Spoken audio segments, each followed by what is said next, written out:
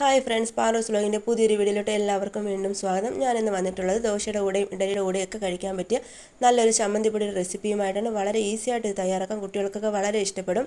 കറികളൊന്നും കൂട്ടാത്ത കുട്ടികളാണെങ്കിൽ കൂടി ഈ ഒരു കറി ഉണ്ടെങ്കിൽ നന്നായിട്ട് അവർ കഴിക്കും. അതെങ്ങനെയാണ് തയ്യാറാക്കുന്നതെന്ന് നോക്കാം. അതിനാവശ്യമുള്ള സാധനങ്ങൾ നോക്കാം. ആദ്യം വേണ്ടത് 1 കപ്പ് അരിയാണ്. ഏത് അരി വേണമെങ്കിലും എടുക്കാം. പിന്നെ വേണ്ടത് 1 കപ്പ് തുവരപ്പരിപ്പ്, ഈ സാമ്പാർ പരിപ്പ് എന്ന് പറയുന്നത്, അതൊരു കപ്പ്. പിന്നെ വേണ്ടത് 1 കപ്പ് ഉഴുന്ന്. പിന്നെ വേണ്ടത് ഒരു 7-8 മുളക്, വറ്റൽ മുളക്, എരിവിനനുസരിച്ച് എടുക്കാം. എരി കൂടുതൽ വേണമെങ്കിൽ കൂടുതൽ അളവിലെടുക്കാം. പിന്നെ വേണ്ടത് കായപ്പൊടിയാണ്. പിന്നെ ആവശ്യത്തിനുള്ള ഉപ്പ്. ഇത് നമ്മൾ ഓരോന്നും ചീനിച്ചട്ടിയിലിട്ട് നന്നായിട്ടൊന്ന് വറുത്തെടുക്കുകയാണ് ചെയ്യുന്നത്. അതിനായിട്ട് ഞാനിവിടെ ചീനിച്ചട്ടി വെച്ചിട്ടുണ്ട്. ആദ്യം ഇട്ട് കൊടുക്കുന്നത് അരിയാണ്. ഇത് തീ കുറച്ച് വെച്ചിട്ട് ഒരു ബ്രൗൺ കളർ ആകുന്നത് വരെ നമുക്കിത് ചൂടാക്കി എടുക്കണം. നല്ല ഈ അരിയെല്ലാം ഇങ്ങനെ പൊട്ടി നല്ല കളറെല്ലാം ചേഞ്ച് ആയിട്ട് വരണം. അതുവരെ ഇത് വഴറ്റി കൊടുക്കണം.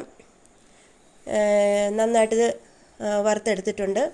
ഇതിലോട്ട് നമുക്ക് ആ വറ്റൽമുളക് ഇട്ട് കൊടുക്കാം. ഇങ്ങനെ ഇട്ട് കൊടുക്കുമ്പോൾ നമുക്ക് ആ അരിയുടെ ചൂടിൽ തന്നെ ഇത് നല്ല ചൂടായി കിട്ടും. അല്ലെങ്കിൽ പിന്നെ സെപ്പറേറ്റ് ആയിട്ട് ഇടേണ്ടത്. ഇങ്ങനെ ചെയ്താൽ മതി.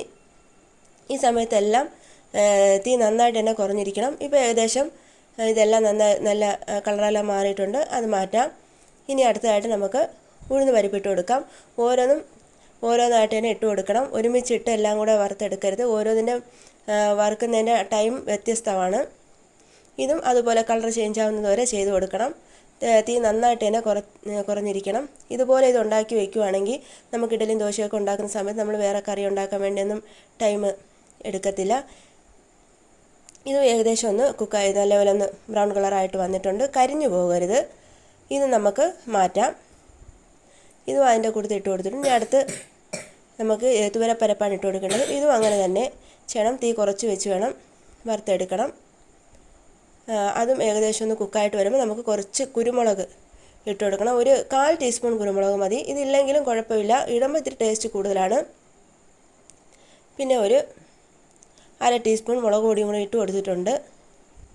ഇനി ഇതെല്ലാം കൂടി ഇട്ടിട്ട് തീ മൊത്തത്തിലങ്ങ് ഓഫ് ചെയ്യണം. ഇനി ഇതെല്ലാം കൂടി ഇട്ട് നന്നായിട്ടൊന്ന് മിക്സ് ചെയ്തെടുക്കണം. മിക്സ് ചെയ്ത് ഇതൊന്ന് നല്ലപോലെ തണുത്തതിന് ശേഷം നമുക്കൊരു ജാറിലിട്ട് പൊടിച്ചെടുക്കാം. നല്ല ക്ലീനായിട്ടുള്ള നല്ല ഡ്രൈ ആയിട്ടുള്ളൊരു മിക്സിയുടെ ജാറിലിട്ട് വേണം ഇത് പൊടിച്ചെടുക്കാൻ. കാരണം ഇത് കുറച്ച് ദിവസം കൂടുതൽ ഇരിക്കേണ്ടതാണ്. നനവൊന്നും പാടില്ല. നനവൊക്കെ ഉണ്ടെങ്കിൽ ഇത് പെട്ടെന്ന് പൂത്തു പോവും. എല്ലാം നല്ല ഡ്രൈ ആയിട്ടിരിക്കണം. ആവശ്യമുള്ള ഉപ്പും ഇട്ട് കൊടുത്തിട്ടുണ്ട്. പിന്നെ കുറച്ച് കായപ്പൊടിയാണ്.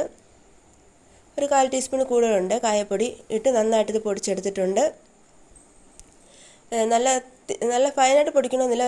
ഒരു കരിവരിപ്പ് ഉള്ളത് നല്ലതായത്. നല്ലപോലെ പൊടിക്കണമെങ്കിൽ നന്നായിട്ട് പൊടിച്ചെടുക്കാം.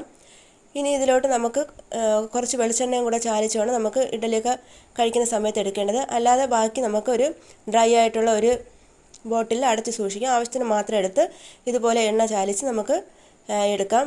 വളരെ ടേസ്റ്റി ആയിട്ടുള്ളൊരു ചമ്മന്തി പൊടിയാണിത്. എല്ലാവരും ഒന്ന് ട്രൈ ചെയ്ത് നോക്കണം.